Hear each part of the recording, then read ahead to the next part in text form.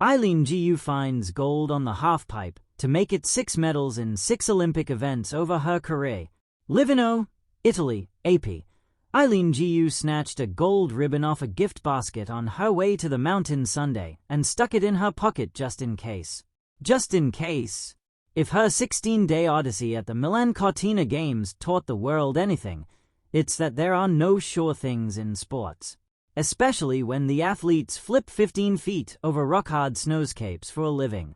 But that gold ribbon Gu tied into a bow in her hair after her curtain-closing Olympic performance on the mountain did, in fact, match the color medal she won in the women's ski halfpipe final.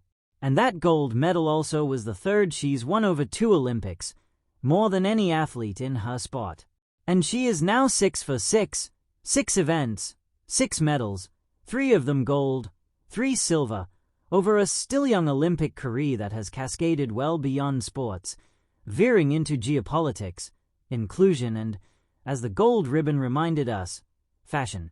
I took a big risk in trusting myself, Gu said of her frenetic quest this year, and I'm glad that I did. Gu, born in the United States but competing for her mother's homeland of China, knows that the modeling career, the fame, the platform she commands and the message she sends wouldn't be possible if she weren't the best free skier in the world. She was also the only woman willing to divide her attention between halfpipe, slopestyle, and big air over the 2.5-week marathon of Olympic risk-taking. It was a quest that limited her training, rest, and sometimes her sanity. Never her confidence, though. I'm not a gambling woman, but if I were, I took a pretty big bet on myself, Gu said. There was a chance everything could go wrong, and I could have walked away with nothing, because I was trying to do too much. But in my head, even if everything crashes and burns, I tried. I'll never regret trying. The risk of doing too much once again reared its head on the first run of this Bluebird Day in Livorno. The halfpipe bathed one half in sun, the other in shaded day after a snowstorm postponed the final. Gu lost balance on the landing of her very first jump of the contest, forcing her to abandon the run toward the top of the pipe. Each of her qualifying rounds at these Olympics involved a fall and a must-make return that she landed every time just to get to the final. In halfpipe, largely viewed as the premier event in the sport and also the event where Gu has won 15 of her 20 World Cup titles, the odds of Gu not landing any of her 3 runs in the final seemed slim. In fact, it was none. She ended up with not just the best score of the 32 runs by 11 athletes, but the best 2 scores of them all. Her second run was a 94 and her last was a 94.75. I tried for gold, said Li Fanghui, who made this the first 1-2 finish for China in this event. But my first goal was for silver. Gu won because she flies higher than almost everyone, except for bronze medalist Zoe Atke, does more rotations than anyone, highlighted by 2 900-degree spins in opposite directions, and, in a key separator in a 1.75-point win over Li, tried one more trick than her Chinese teammate. Gu and most skiers did 6, Li only tried 5. She is Wonder Woman, New Zealand's 8th-place finisher Misha Thomas said. Gu was exhausted but happy after landing her 16th run in 16 days. After Gu landed smoothly on her final run, she lifted her right hand in the air, skied to the scoring area, then pumped her fist. That was trip number 16 down the mountain over 16 days, every one of them dangerous in their own way, every one of them packed with pressure.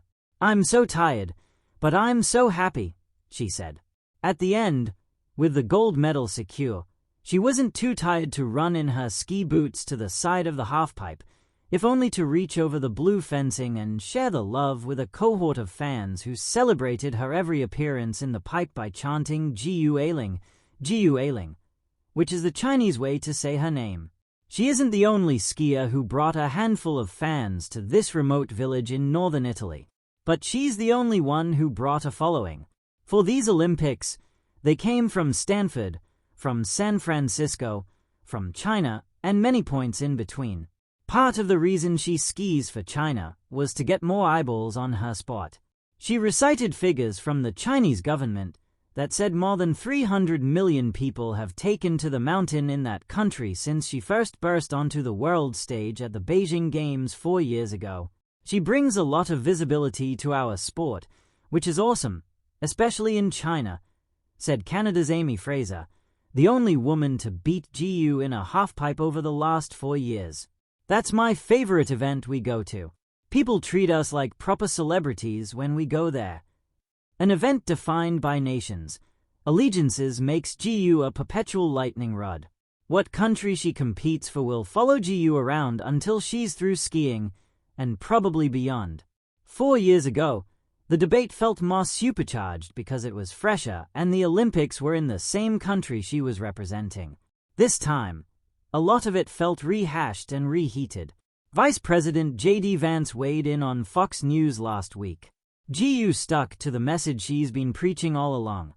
The more the merrier when it comes to her sport, and as for her critics, I encourage those people to use that energy and direct it towards something that makes the world better in their own way. With the 6 medals, GU stands alone among those in the relatively new sport of free skiing. She's also shooting up there in the pantheon of Olympians in any sport. The halfpipe has always been a theater of risk. A gleaming corridor of snow carved into a perfect U, it waits in silence before the storm, before the edges bite, before gravity is defied, before a skier launches skyward and seems, for a heartbeat, to negotiate with the sky. On this day, under the crystalline light of the Winter Games, it becomes something more, a stage for history. And at its center stands Eileen GU. She drops in with the quiet focus of someone who has rehearsed this moment not just in training runs, but in the private cinema of her mind. The world knows her name already. Sponsors, headlines, commentators, and critics have all tried to define her. But the halfpipe does not care about narratives. It cares about amplitude, execution, control. It cares about courage. And Eileen GU answers in the only language that matters here. Flight. The poetry of ascent. Her first hit is clean and commanding. She explodes upward, skis slicing into the pale sky, body compact before opening like a question mark unraveling. A double cock spins with mechanical precision, yet there is nothing mechanical about the feeling it evokes. It is art disguised as athleticism. Or perhaps athleticism disguised as art. The crowd inhales as one organism. In the halfpipe, time stretches. A second becomes a canvas. In that suspended moment, Eileen GU seems weightless, not just physically, but metaphorically. She has carried expectation across continents, across cultures, across the complicated intersections of identity and ambition. Yet here, in the air, she is unburdened. She lands as softly as snowfall. By the time she links her final trick and carves out of the pipe, the message is unmistakable. This is not a performance for survival. This is a